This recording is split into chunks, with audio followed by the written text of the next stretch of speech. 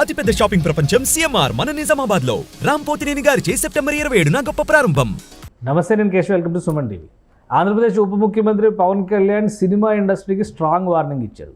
ప్రధానంగా తిరుమలలో లడ్డు కల్తీ విషయంలో జరుగుతున్నటువంటి దుమారం పైన ఎవరు స్పందించకపోవడాన్ని కూడా ఆయన తప్పుపట్టారు. ఈ అంశం పైన విశ్లేషణ చూద్దాం. మనతో పాటు చంద్ర శ్రీనివాస్ గారు, పొలిటికల్ అనలిస్ట్. చంద్ర శ్రీనివాస్ గారు నమస్కారం. నమస్కారం అండి. పవన్ కళ్యాణ్ గారు ఇచ్చినటువంటి స్టేట్మెంట్ని ఏ విధంగా చూడాలి? ఆల్రెడీ ఒక ట్వీట్ వార్ నడుస్తుంది.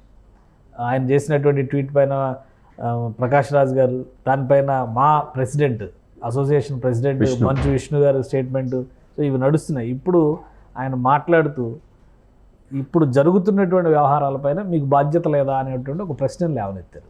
ఏ విధంగా చూడాలి? మనిషి ఘాటుగా మాట్లాడు కానీ ఒక స్వీట్ వార్నింగ్ అనుకోవాలి. అంతేనా? ఎప్పుడు ఇండస్ట్రీని మంచి కోసం, ఇండస్ట్రీ ఎవరైనా విమర్శించినా ఏం మాట్లాడిన వ్యక్తి, ఇండస్ట్రీ బాగు కోసం ఏదైనా ఎందాకైనా వెళ్ళే వ్యక్తి. ప్రకాష్ రాజ్ గతంలో కూడా 2-3 సందర్భాలు అన్నా కానీ ఆయన ఆలోచన ఆయన ఏమనొద్దు అని చెప్పి మొన్న కామెంట్ చేసిన క్యాడర్కి మొత్తం ఒక సందేశం ఇచ్చారు. ఆయన ఆలోచన ఆయన చెప్పాడు కానీ వదిలేయండి. కానీ ఆయన శృతి మించి వెళ్తుంది. దానికి మంచు విష్ణు మహాధ్యక్షుడిగా మొదటిసారి ఆయన స్పందించే తీరు అద్భుతంగా ఉంది. నువ్వు నీ పని నువ్వు చూసుకో, హిందూ మతం గురించి నీకెందుకనే, లడ్డు గురించి మాట్లాడే హక్కు నీకు లేదనేది ఆయన చెప్పటం. ఆయన కూడా తెలుసు మొదటి నుంచి మోదీ విధానాలు హిందూ మతం వ్యతిరేకంగా కొన్ని సందర్భాల్లో ప్రకాష్ రాజు మాట్లాడతాడు. ప్రకాష్ రాజు తెలుగు వాళ్ళు, హిందూ మతం అందరూ కూడా గౌరవిస్తేనే ఈరోజు అంత అగ్రనటుడయ్యాడు తప్పితే ఆయన ఏదో ఇక్కడికి వచ్చి ఇక్కడే నివసిస్తా తెలంగాణలో ఉన్నాడు, తెలుగు ప్రజల్లోనే ఉన్నాడు. కాబట్టి ఆయన అట్లా మాట్లాడాల్సింది కాదని చెప్పి అందరూ కూడా విమర్శించారు. ఏముంది, ఆయన పవన్ కళ్యాణ్ గారు చేసినటువంటి ట్వీట్ పైన ఆయన ఒక రియాక్షన్ ఇచ్చారు. మీరు చేస్తున్నటువంటి ఇలాంటి రెచ్చగొట్టే వ్యాఖ్యల వలన మతపరమైనటువంటి వైషమ్యాలు వస్తాయి అని చెప్పని ప్రకాష్ రాజ్ హెచ్చరించినట్టుగా అలా చూడడానికి అవకాశం లేదు అందులో. కేశవ్ గారు, ఆయన గతంలో కేటీఆర్ మించినారు లేరు, కేసీఆరే రాబోయే కాలంలో ముఖ్యమంత్రి, ఎవరు కారు అని చెప్పేసి మీడియా సమక్షంలో చెప్పాడు. మరి ఆయన కోరిక నెరవేరలా. సరే, ఆయనకి రాజకీయాల్లో అవసరం లేదనుకుంటాడు, మళ్ళీ రాజకీయాలు ఇన్వాల్వ్ అవుతుంటాడు.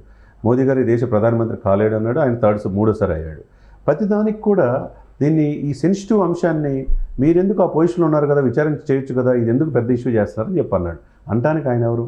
ఆయన గెలుపు కోసం మరి ఇదే చిరంజీవి గారు, ఇదే పవన్ గారు, వీళ్ళందరూ ఇండస్ట్రీలో వాళ్ళు కూడా మీరు గెలుపు కోసం. ఆయన ఎవరంటే ఆయన భారతదేశ పౌరుడు, రియాక్ట్ అవ్వడానికి అర్హత లేదా ఆయనకి? అంటే ఏమైనా మాట్లాడొచ్చా అండి?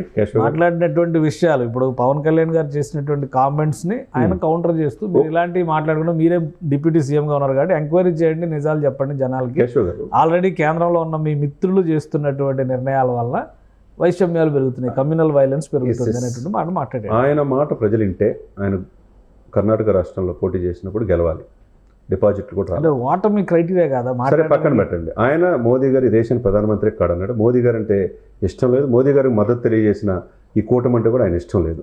ఇకపోతే వీళ్ళు ఫ్రెండ్సే కదా ఇండస్ట్రీలో. మరి సరే, మెగా ఫ్యామిలీ సపోర్ట్ మా అసోసియేషన్ ప్రెసిడెంట్ గా పోటీ చేసిన ప్రకాష్ రాజ్. సినిమాలు వేరు, రాజకీయాలు వేరు. మరి అదే విషయాలు పక్కన పెడితే article 21, article 14 right to freedom of expression everywhere in India, right to speech. ఇతరులు అప్పుడు మాట్లాడచ్చు, మీరైనా నేనైనా. భారతదేశంలో గొప్ప అంశం ఏంటంటే ఎవరైనా మాట్లాడచ్చు, కానీ ఇతరుల మనోభావాలు దెబ్బతినకుండా మాట్లాడాలి.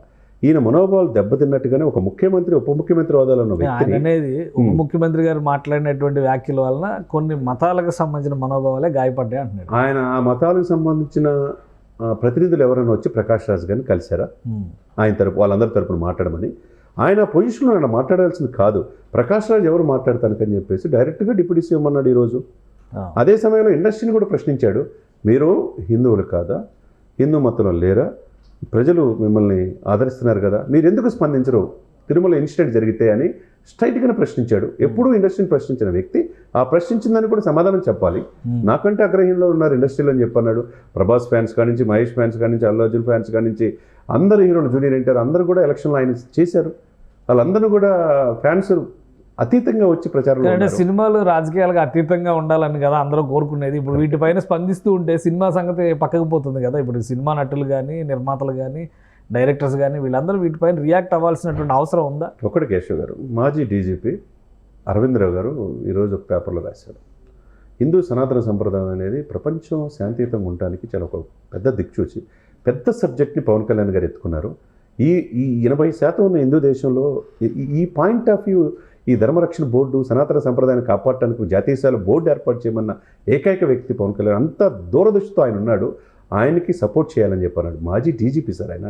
ఉభయ రాష్ట్రాలు కలిసి ఉన్నప్పుడు ఆంధ్ర తెలంగాణ విడిపో ముందు చాలా సమర్థవంతమైన ఆఫీసర్గా, ఐపీఎస్ ఆఫీసర్గా పేరున్న వ్యక్తే ఆయన అంటున్నాడంటే, అనేక మంది పెద్ద ఇంటర్నేషనల్ స్వచ్ఛంద సంస్థల వాళ్ళు కూడా పవర్ని అడుగుతున్నారండి, ఆయన ప్రశ్నిస్తున్నారంటే ప్రకాష్ రాజ్కి ఇది కనపడతలేదా?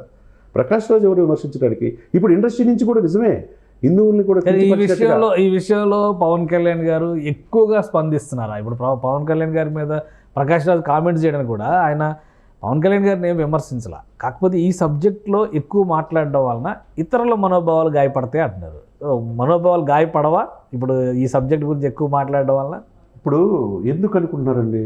అదే సమయంలో హిందువుల గురించి, బ్రాహ్మణుల గురించి కొన్ని సినిమాల్లో ఎంత తక్కువగా మాట్లాడారో మనం చాలా చూసాం. బ్రహ్మానందాన్ని పెట్టి మిగతా అవి కూడా చేయకూడదు. ఇప్పుడు అవి చేసినప్పుడు ఎవరు మనోభావాలను గౌరవించాలి, అప్పుడు వాళ్ళ మనోభావాలను కూడా గౌరవించాలి కదా. సినిమాల్లో అంటే వీళ్ళు మాత్రం ఏమైనా అంటే కూడా ఏమనకూడదు, హిందువుల్ని ఎవరైనా ఏమైనా అనొచ్చు. కానీ అతి తక్కువ ఉన్న మిగతా మతాలకి ఏదైనా ఇన్సిడెంట్ జరిగితే జాతీయవ్యాప్తమైన చర్చ అవుతుంది. 80% ఉండి ఆ మనోభావాలు దెబ్బతిన్నప్పుడు ప్రపంచంలోనే అత్యంతమైన హిందూ దేవాలయంగా కీర్తించబడే తిరుమల తిరుపతి దేవస్థానానికి అపవిత్రం కలిగినప్పుడు బాధపడి ఆ బాధకి ప్రజల తరపున మాట్లాడే ఇది చివరికి ఆయన మిగతా వాళ్ళందరూ చెప్పి ఊరుకుంటారు సార్. ఆయన డైరెక్ట్గా డిప్యూటీ సీఎం అండి. ఈరోజు జాతీయ మీడియా మొత్తం కూడా పవన్ కళ్యాణ్ ఎందుకు చూపిస్తుంది? హిందూ సనాతన సంప్రదాయం కోసం పోరాడుతున్నాడు, దేశం కోసం పోరాడుతున్నాడనే కదా ఆయన దీక్ష చేపట్టాడు. ఆయన ఉన్న పక్కనున్న సినిమాలు ఎన్ని కూడా పక్కన పెట్టి ఒకవైపు ఆయన కోసం పోరాడుతుంటే అప్రిషియేట్ చేయాల్సింది పోయి ఆయన విమర్శించడం ఎంతవరకు సమంజసం ఈ సో కాల్డ్? కాబట్టి ఇండస్ట్రీ రియాక్ట్ అవుతుంది. ఇప్పుడు పవన్ కళ్యాణ్ గారు ఇచ్చినటువంటి స్టేట్మెంట్ చూసి ఇండస్ట్రీలో మిగతా కార్యకలాపాలన్నీ మానేసి ఈ అంశం పైన స్పందించి ఇప్పుడు ఇప్పటివరకు ఇండస్ట్రీ ప్రాంతాల వారీగా, భాషల వారీగా, లేదంటే కొన్ని చోట్ల కులాల వారీగా కూడా కొట్టుకు చేస్తున్న పరిస్థితి చూసాం. ఇప్పుడు కొత్తగా మతాల వారీగా కూడా ఇండస్ట్రీ రియాక్ట్ అవ్వాలి. అంటే కేశవ్ గారు కొట్టుకోమని చెప్పట్లే ఇక్కడ.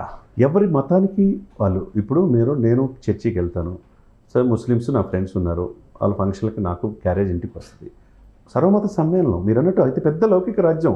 ఇతర దేశాలు కూడా భారతదేశం వచ్చి ఈ సంస్కృతి సంప్రదాయాల్లో మమేకం అయిపోయి చెప్పి కలుస్తారు భారతదేశ గొప్పతనం గురించి. అటువంటి దేశంలో ఇతర మతాల పట్ల ఏదైనా జరిగినప్పుడు మిగతా వాళ్ళు కూడా స్పందించాలి.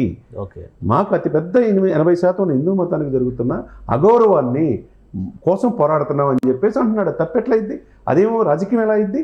దానికొద్ది ప్రజలకు దగ్గరికి నటించడంటే ఎట్లా అవుతుంది?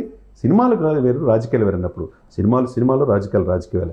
ఇప్పుడు ప్రజల్ని ప్రేరేపించేవాళ్ళు, ప్రజలు మీకు ఫ్యాన్స్ ఉన్నారు, అభిమానులు ఉన్నారు, మీరు చెప్తే వినేవాళ్ళు ఉంటారు. కాబట్టి మీ మతానికి భంగం కలిగినప్పుడు ఒక మాట అంటే ఏముంది, స్పందించండి అని తప్పుతున్నాడే అని అంటున్నాడు తప్పితే వాళ్ళని విమర్శించట్లా. స్పందిస్తారు. ఇప్పుడు స్పందిస్తాడా? ప్రకాష్ రాజ్ స్పందించాలి, ఇండస్ట్రీ స్పందించాలి, అంతే కదండి. చూద్దాం అయితే.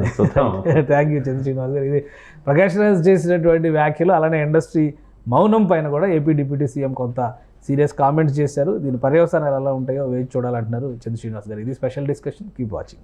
సుమన్ టీవీలో మీ పర్సనల్ అండ్ బిజినెస్ ప్రమోషన్స్ కోసం కింది నెంబర్కి కాంటాక్ట్ చేయండి.